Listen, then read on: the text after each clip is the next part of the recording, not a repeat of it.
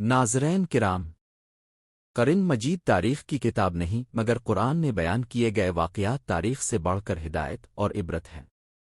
انہی واقعات میں ایک نام ایسا ہے جو تکبر، ظلم اور سرکشی کی علامت بن چکا ہے، اور وہ ہے فرعون۔ فرعون مصر کا بادشاہ تھا۔ اسے بے پناہ اقتدار، دولت، لشکر اور وسائل حاصل تھے۔ اس کے محلات، خزانے اور فوجیں دیکھ کر لوگ کانپ جاتے تھے، مگر اقتدار کے نشے نے اسے اس حد تک اندھا کر دیا کہ اس نے خدائی کا دعویٰ کر دیا۔ قرآن کہتا ہے، فَقِعْلِ اَنْ اَيَرْبُ عَوَامَ عَلَيْلِ، میں تمہارا سب سے بڑا رب ہوں۔ یہ وہ جملہ ہے جو انسان کو ہمیشہ کے لیے رسوا کر دیتا ہے۔ فرعون صرف کافر نہیں تھا بلکہ ظالم بھی تھا۔ اس نے بنی اسرائیل پر بدترین مظالم کیے۔ ان کے بیٹوں کو قتل کرواتا، بیٹیوں کو زندہ چھوڑ دیتا، انہیں غلام بنا کر رکھتا، معمولی بات پر سزائیں دیتا۔ قرآن اسے مفسد فی الارض کہتا ہے، یعنی زمین میں فساد پھیلانے والا۔ اللہ تعالیٰ نے فرعون کی ہدایت کے لیے حضرت موسیٰ علیہ السلام کو بھیجا۔ نہایت نرمی اور حکمت کے ساتھ فرمایا، فَقَوْلِيَا لِئَا قَوْلَالِفْ لُئَوْنَالِفْ، اس سے نرمی سے بات کرنا۔ سوچئے، اللہ اپنے نبی کو ایک خدائی کا دویدار کے پاس بھی نرمی سے بھیجتا ہے۔ معجزات اور انکار۔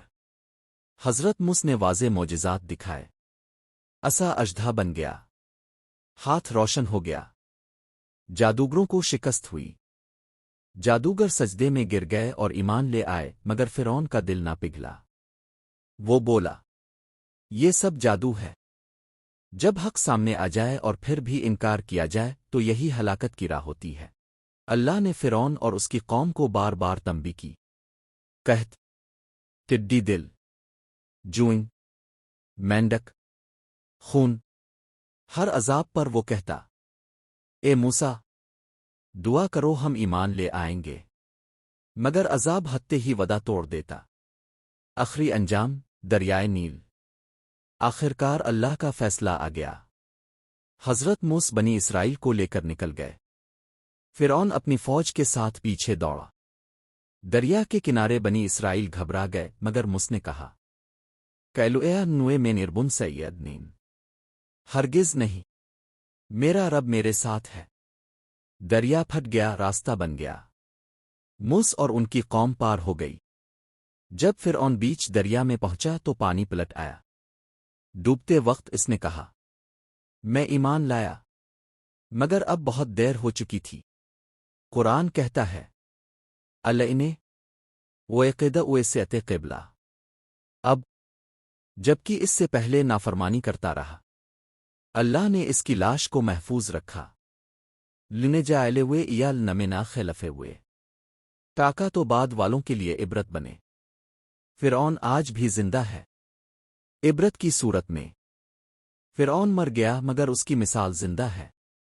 ہر وہ حاکم جو ظلم کرے، ہر وہ شخص جو تکبر کرے، ہر وہ نظام جو حق کو دبائے، وہ سب فرعونی سوچ کے وارث ہیں۔ اقتدار انسان کو خدا نہیں بناتا، ظلم کبھی کامیاب نہیں ہوتا۔ توبہ ہمیشہ وقت پر کرنی چاہیے۔ حق کے مقابلے میں ضد ہلاکت ہے۔ اللہ مہلت دیتا ہے مگر چھوڑتا نہیں۔ اے اللہ، ہمیں فرعونیت سے بچا، ہمیں موسیٰ جیسا یقین عطا فرما، اور ہمیں ظلم کے خلاف کھڑے ہونے کی توفیق دے۔